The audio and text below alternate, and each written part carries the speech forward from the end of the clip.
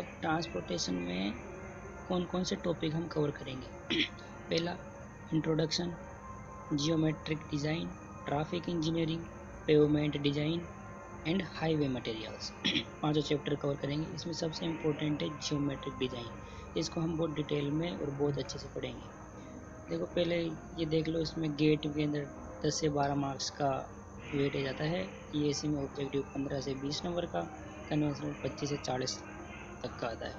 Books आप देख सकते हो, ये बुक्स हैं, लेकिन मैं चाहूँगा कि आप बुक्स को प्रीफर मत करना, क्योंकि मेरे जो लेक्चर नोट्स है वो दे आर सफिशिएंट फॉर। ठीक है, तो चलते हैं, फर्स्ट पार्ट पढ़ते हैं, इंट्रोडक्शन। इंट्रोडक्शन में क्या है वो देख लेते हैं एक मिनट। सबसे पहला है रोड। रोड क्या होता है? रोड होता है कि any hard and surface on which vehicle can travel, मतलब कोई सा भी हार्ड सरफेस जिस पर व्हीकल ट्रैवल कर सके, this is known as road. अब अगर उस रोड को नंबर ऑफ लेयर्स के अंदर बना दिया जाए, नंबर ऑफ लेयर्स में बना दिया जाए, तो वो पेवमेंट हो जाता है। If the road is constructed with number of layers is called pavement, तो पेवमेंट हो जाता है। अगली बात आती है highway. What is highway? Highway क्या होता है? Highway design for high speed of vehicle known as highway. अगर पेवमेंट है, पेवमेंट को हाई स्पीड के लिए डिज़ाइन कर दिया जाए तो वो हाईवे हो जाएगा। इसके लिए कोई पॉइंट्स देख लो, कुछ पॉइंट्स हैं। Generally highway are constructed over embankment, मतलब रोड के साइड में, रोड के बगल में जो एम्बैकमेंट होते हैं ना, तिरछे तिकोने एंगल पे बने होते हैं, उनका मेन मकसद होता है कि ड्रेनेज प्रोवाइड करना एक तो। और जो बरसात के मौसम में या फिर रेनी सीजन के अंदर पानी आए तो उनके कट नहीं हो, ज़मीन कट नहीं होगी तो रोड सरफेस बिल्कुल सेफ रहेगा। तो ड्यू टू एम्बैकमेंट, अगला पॉइंट है due to embankment drainage system improve, है ना। ड्रेनेज सिस्टम इम्प्रूव करने के लिए भी एम्बैकमेंट यूज़ कर लेते हैं। और अगला पॉइंट है RL of highway is more than RL of HFL, high fluid level, उससे ज़्यादा लेते हैं। अब अगला देख लेते हैं कि chronological order for development of highway. Highway के डेवलपमेंट के लिए जो क्रोनोलॉजिकल ऑर्डर है वो क्या क्या है, मतलब सबसे पहले कौन सा कंस्ट्रक्शन हुआ, उसके बाद में क्या उसमें इम्प्रूवमेंट हुआ, फिर कौन सा कंस्ट्रक्शन हुआ, फिर कौन सा हुआ, फिर कौन सा हुआ, ऐसे जाके 4 कंस्ट्रक्शन है। पहला है रोमन डेवलपमेंट, दूसरा है ट्रेसागिट कंस्ट्रक्शन, इसके अंदर कैम्बर और ड्रेनेज प्रोवाइड किया गया था। उसके बाद में टेलफोर्ड कंस्ट्रक्शन, उसके बाद में मैकडम कंस्ट्रक्शन। हम डिटेल में रोमन और मैकडम को पढ़ेंगे, क्योंकि बीच के दो उसी में कवर हो जाएंगे, है ना। ठीक है, और इसके पहले ये बात देख लो कि ट्रेसागिट कंस्ट्रक्शन था, है ना। ट्रेसागिट कंस्ट्रक्शन 1764 AD में फ्रांस में सबसे पहले इसका कंस्ट्रक्शन हुआ था, फ्रांस के अंदर, है ना। उसके बाद ये ट्रेसागिट कंस्ट्रक्शन है, उसमें कैम्बर एंड टेलीफोर्ड कंस्ट्रक्शन है, उसका हुआ था 1803 AD, इंग्लैंड में हुआ था उसका, है ना, लंदन इंग्लैंड में। उसके बाद मैकडम कंस्ट्रक्शन हुआ, मैकडम कंस्ट्रक्शन कब हुआ? 1815 AD इन इंग्लैंड, वो भी इंग्लैंड में था। इसके बाद में एक और कंस्ट्रक्शन आता है, CBR, कैलिफोर्निया बेयरिंग रेशियो, उसका कंस्ट्रक्शन 1928 में USA के अंदर हुआ था, है ना। तो पहले हम इसके बारे में डिटेल देख लेते हैं, रोमन डेवलपमेंट क्या है। रोमन डेवलपमेंट में क्या हुआ, ये देखो, ये दे रखा है बगल में, यहाँ पे एक कर्व दे रखा है।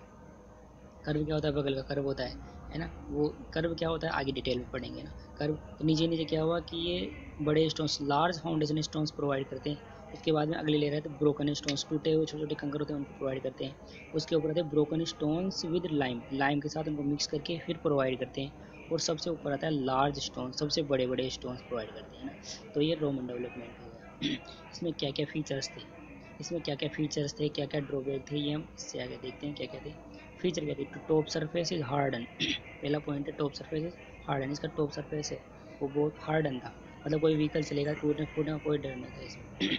सेकंड था pavement is in number of layers, second बात दूसरा है कि नंबर ऑफ लेयर्स में बना हुआ था ये पेवमेंट। और तीसरा है कर्व प्रोवाइडेड, मतलब बगल की साइड में ये कर्व प्रोवाइड करते हैं, इसमें ये कर्व, है ना, ये कर्व प्रोवाइड करते हैं, ये इसमें कर्व प्रोवाइड किया गया था, जिसकी ये फैसिलिटी थी। अभी इसमें जितनी फैसिलिटी थी उतनी ही इसमें ड्रॉबैक भी थे। पहला क्या था?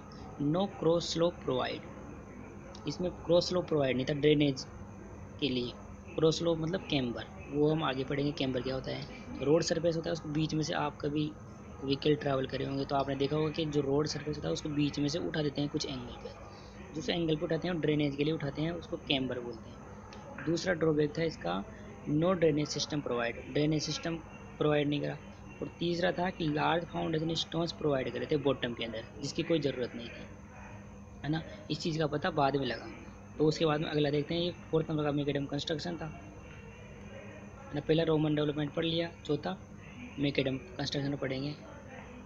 इसमें था macadam John macadam was the first person who suggested that large foundation stones are not required to be placed on bottom layer। John macadam एक आदमी था, उसने सबसे पहले बताया कि बॉटम के अंदर जो लार्ज फाउंडेशन स्टोन्स प्रोवाइड करते हैं उनकी कोई ज़रूरत है ही नहीं, वो फालतू में प्रोवाइड करते हैं। अगला पॉइंट बताया कि he suggested type of material as per stress distribution in different layer. उसने बताया कि कोई भी व्हीकल चलेगा रोड पर तो जो टायर से जो प्रेशर लगेगा, प्रेशर के कारण जो भी स्ट्रेस डेवलपमेंट होगा इन लेयर्स के अंदर, तो नीचे ही नीचे स्ट्रेस होता है, क्रॉस सेक्शन एरिया बहुत ज़्यादा हो जाएगा। देखो आगे बताता हूँ, ये टायर है, पीलोड लग रहा है, टायर है, पीलोड लग रहा है। इधर देखो ये 3 गुण का बन रहा है ना, जो त्रिभुज सा बन रहा है। इधर देखो सिग्मा वन ऊपर ऊपर, जब टायर इस पर खड़ा है तो ऊपर ऊपर इतना, इतने से एरिया पे उसका प्रेशर बन रहा है ना, ठीक है। सिग्मा वन स्ट्रेस है और A1 इसका एरिया है। उसके थोड़ा नीचे आएंगे, सिग्मा टू स्ट्रेस है, A2 area, sigma three stress, A3 area, sigma four stress, A4 area. अब स्ट्रेस क्या होता है, स्ट्रेस होता है load upon cross sectional area. तो जैसे जैसे जैसे जैसे स्ट्रेस एरिया बढ़ेगा, अब देखो इधर फॉर्मूले को टॉप टू बॉटम, इधर फॉर्मूले को देखो टॉप टू बॉटम, इस फॉर्मूले को देखो, स्ट्रेस बराबर लोड अपॉन एरिया। अब जैसे जैसे एरिया बढ़ रहा है, एरिया जितना ज़्यादा एरिया होगा उतना ही ज़्यादा स्ट्रेस कम होगा। तो इसमें नीचे सिग्मा फोर के ऊपर स्ट्रेस बहुत ज़्यादा है, सॉरी एरिया बहुत ज़्यादा है, तो स्ट्रेस बहुत कम हो जाएगा। तो इसका मतलब है कि सिग्मा वन पे सबसे कम स्ट्रेस है, सिग्मा टू पे उससे ज़्यादा है, सिग्मा थ्री पे और ज़्यादा है, सिग्मा फोर पे और ज़्यादा है, एरिया बहुत ज़्यादा है। क्या बोल रहा हूँ, सबसे पहले सिग्मा वन सबसे कम ज़्यादा स्ट्रेस सिग्मा वन पे लगेगा, क्योंकि वहाँ पर एरिया बहुत छोटा है। उसके बाद में सिग्मा टू देखिए ऑर्डर दे रखा है, आप sigma one is greater than sigma two, greater than sigma three, greater than sigma four. ऐसे कैसे ही यंग्स मॉडुलस ई क्या होता है, यंग्स मॉडुलस दे रखा है E1 greater than E2 greater than E3 greater than E4। ऐसे CBR का भी ऐसे ही इसका फ्लो है, ठीक है। अगला पॉइंट देखते हैं, एज पर मैकेडम।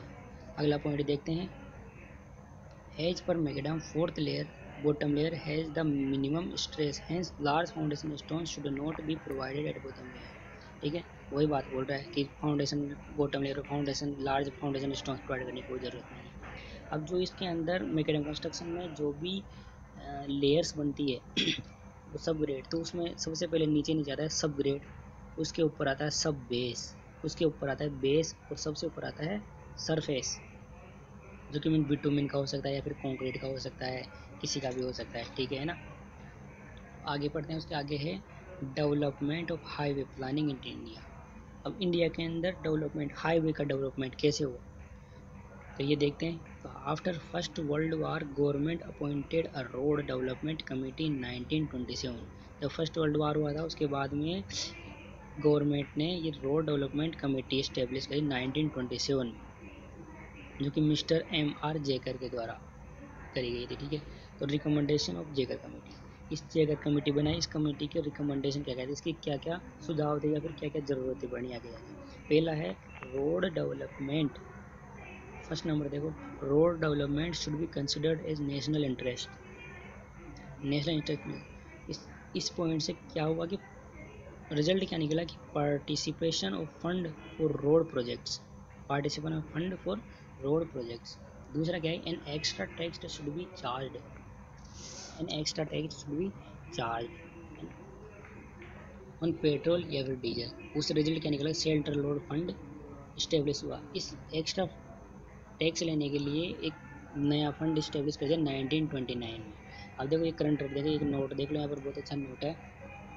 अगर जो हम पेट्रोल लेते हैं, कुछ लेते हैं, उसे 2 रुपये पर लीटर लग रहा है, तो उसमें 1.5 रुपया per litre distribute to state as per their collection, और जो आधा पैसा जाएगा वो kept aside for development and maintenance of national highways. ये आधा पैसा उसके मेंटेनेंस के लिए जाता है और बाकी का पैसा उस डिस्ट्रीब्यूटर्स के लिए चले जाता है। अगला पॉइंट देख रहे हैं, तीसरा पॉइंट देख रहे हैं, a semi official technical body should be established for design and specification.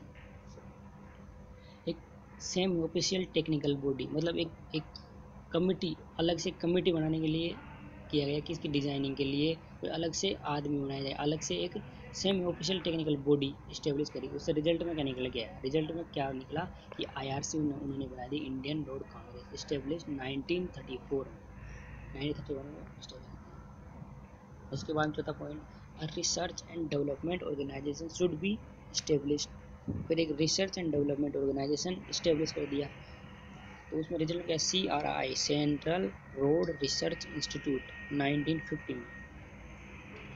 तो इन्होंने एक बम्प इंटीग्रेटर, ये नोट में लिख रखा है देखो, एक इन्होंने एक इंस्ट्रूमेंट बनाया bump integrator is developed by CRI इनके द्वारा। ये करता क्या है, ऑप्टिमम यूज ऑफ फ्लाईएस।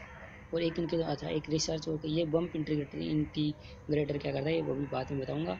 अभी देखो रिसर्च बाय CRI के ऊपर रिसर्च भी करी गई थी।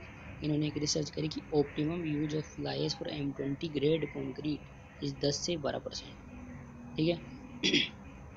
जगह committee give more stress on long term planning. एक जगह कमेटी बनी थी, उन्होंने ज़्यादा स्ट्रेस जो लॉन्ग टर्म प्लानिंग्स थी, जैसे 20 साल के प्लान बनते हैं, जैसे ये देखो, ये नागपुर, बॉम्बे, लखनऊ, ये तीनों क्या है 20-20 साल के दायरे में बने हुए हैं, तो इन पे ज़्यादा जोर दिया इन्होंने। अभी कुछ पॉइंट्स है वो नोट के अंदर, ये देख लो थोड़े से। मोटर व्हीकल एक्ट 1939 में बना था, रिवाइज हुआ 1989 में। नेशनल हाईवे एक्ट 1956 में। NHDP, national highway development programme, इसकी फुल फॉर्म होती है। NHAI, national highway authority of India, in 1988 में। अब देखते हैं कि वेरियस 20 ईयर जो 20 साल के प्लान्स थे वो कौन कौन से थे, उनकी डायमेंशंस क्या थी, कितनी लंबाई के थे, क्या थे, सब कुछ देखते हैं। ठीक है, तो ये 20 ईयर्स रोड प्लान है। ये इधर नेम दे रखे हैं, तो ये इधर नेम दे रखा है, फिर ड्यूरेशन दे रखा है, डेंसिटी दे रखी है, सब कुछ दे रखा है इधर, है ना। तो फर्स्ट 20, जो पहला 20 साल का प्लान था वो था नागपुर, सेकंड नंबर का था बॉम्बे, और थर्ड नंबर का था लखनऊ। ड्यूरेशन क्या कह रही है, जो नागपुर था वो 1943 से लेकर 1963 कंप्लीट, तो 1961 में हो गया, लेकिन कुछ काम बच गया तो 1963 तक कंप्लीट हुआ था। बॉम्बे का था 1961 से 1981 तक, और लखनऊ था 1981 से 2001 तक। नागपुर की डेंसिटी देख लेते हैं, पहले नागपुर का पूरा कर लेते हैं।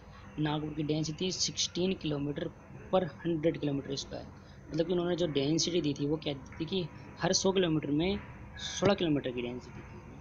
पैटर्न क्या था इसका, स्टार एंड ग्रिड था।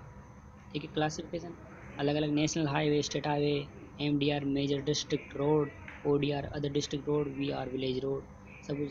अब अगला देखते हैं बॉम्बे वाला। बॉम्बे की 32 किलोमीटर पर 100 किलोमीटर स्क्वायर, ये आप पढ़ लेना। ठीक है, ये देख लो, पोज कर लेना इसको और पढ़ लेना है, ये याद कर लेना। इनमें से पूछ लेते कब से क्या रहा क्या रहा।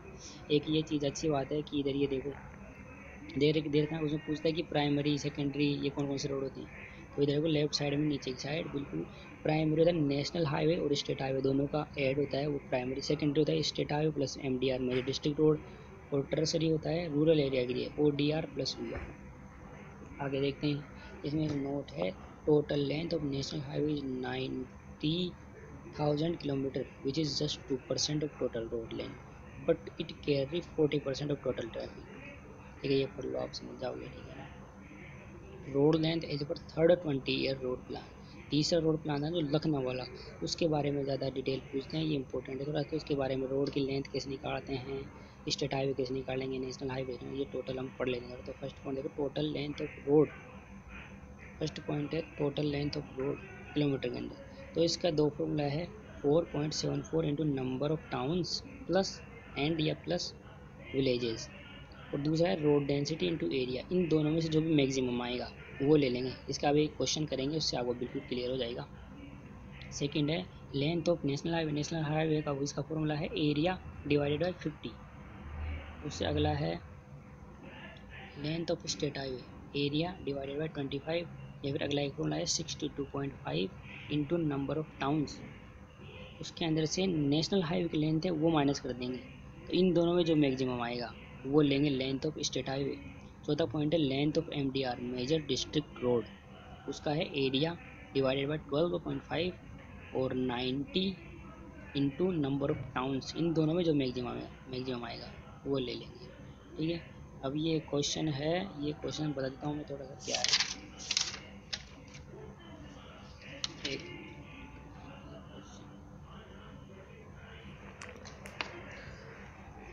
क्वेश्चन पढ़ देता हूँ, वैसे डिटेल दे रखी गिवन दे रखा है, लेकिन एक बार पढ़ देता हूँ क्या है। क्वेश्चन है area of Maharashtra is 308,000 kilometre square, number of towns 210 and number of villages 41833। Find out the length of all the roads according to third 20 year road plan. Third 20 year road plan कौन सा है? लखनऊ वाला। अभी फॉर्मूले हम देख रहे थे। ठीक है, तो फर्स्ट है total length of road. Road की टोटल लेंथ निकालने के लिए फॉर्मूला है, देखो ये आपको मैं बता देता हूँ मैं आपको, ये 4.74 into number of towns and villages, और दूसरा है road density into area. Road density है इसकी 32 किलोमीटर पर 100 किलोमीटर स्क्वायर, है ना। ठीक है, तो ठीक है पहला निकालते हैं। इसमें total length 4.75 into number of towns 216 plus 41833 village, दोनों का ऐड कर मल्टीप्लाई कर देंगे तो ये वैल्यू आ गई। आगे सोल्व कर लेना आप, है ना।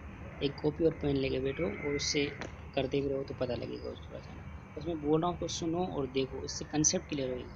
ठीक है, बाकी आप कॉपी पेन लेके बैठो, नोट कर लो, नोट्स लिख लो, क्वेश्चन को बिल्कुल आप मतलब आपके हिसाब से जैसे समझो वैसे कर लो। ठीक है ना, मैं कंसेप्ट बता देता हूँ और देखते रहो, जो बोल रहा हूँ उसको ध्यान से सुनो और देखो बस स्क्रीन पे जो चल रहा है। अगला है 82 divided by 100 density into area. Area क्या है? 308,000।